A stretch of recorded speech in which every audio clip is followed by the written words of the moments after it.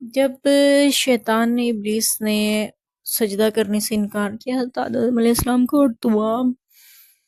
فرشتوں نے سجدہ کیا تو اللہ تعالیٰ کی ناراضگی اور غصہ ہوا اس پر، لعنتی ملعون ابلیس پر، تو مردود جو تھے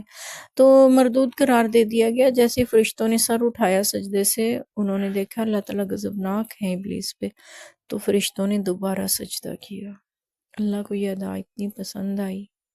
کہ اللہ نے امت محمدیہ کی نماز کی ہر رکعت میں 2 سجدے لازم ٹھہرا دیے۔ تو فرشتوں نے، کہا جاتا ہے پہلا سجدہ جو کیا وہ حکمیہ تھا، حکم کے طور پہ سجدہ کیا کیونکہ اللہ کا حکم تھا، اور دوسرا سجدہ شکریہ کے طور پہ فرشتوں نے اللہ تعالیٰ کو سجدہ کیا، یعنی حضرت آدم علیہ السلام کو یا اللہ تعالیٰ کو، کہ اللہ تیرا شکر ہے تو نے ہمیں توفیق دے دی۔ تو ہم بھی جب ہر نماز میں رکوع تو ایک کرتے ہیں نا ہر رکعت میں، لیکن سجدے 2 ہیں، تو یہ 2 سجدوں کی وجہ یہ بتائی جاتی ہے کہ ہمارا بھی پہلا سجدہ حکم کا ہوتا ہے اور دوسرا شکر کا، یعنی فرشتوں کی وہ سنت اللہ نے امت محمدیہ کی ہر نماز کی رکعت میں پورا کرنے کا ان کو حکم دے دیا۔ پھر ابلیس کو اللہ تعالیٰ نے فرمایا کہ تجھ پہ لعنت ہے قیامت کے دن تک، کیونکہ تو میرا حکم عدولی کر رہا ہے، نہ صرف بلکہ دوسرے کو اپنے سے کمتر سمجھ رہا ہے، اور اس کو جس کو میں نے اپنے ہاتھ سے تخلیق کیا، خلق تو بھی یدیہ،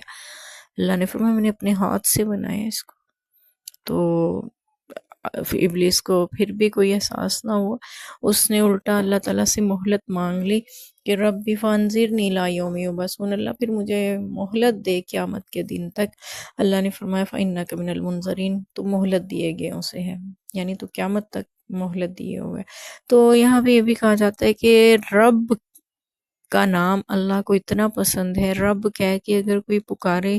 تو شیطان مردود کی بھی اللہ دعا پوری کر دیتا ہے۔ اس لیے آپ کب اللہ تعالیٰ کو جب بہت زیادہ پکارنا چاہیں، اس سے کچھ لینا مانگنا چاہیں،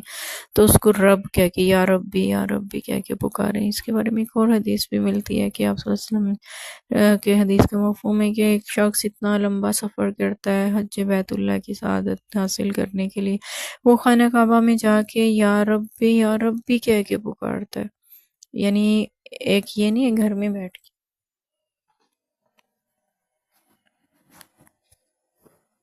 یا ربی کہہ کے پکارتا ہے، یہ نہیں ہے کہ گھر میں بیٹھا پکار رہا ہے، اتنا لمبا سفر کر کے آیا ہے، بیت اللہ میں پہنچا ہے، بیت اللہ میں جو پہنچ کے دعا مانگے اس کی دعا اللہ تعالیٰ ضرور پوری کرتے ہیں، لیکن یہ شخص آیا اور پکار بھی اس میں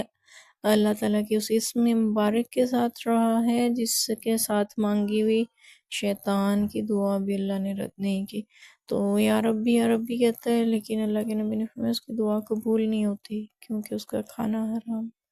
اس کا پہننا حرام، اس کا پینا حرام،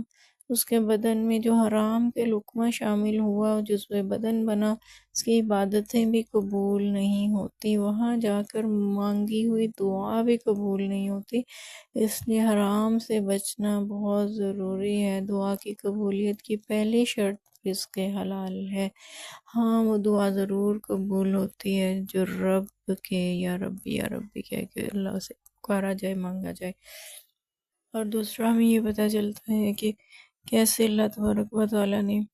ابلیس کو رائندہ درگاہ قرار دیا اور قیامت تک اس کو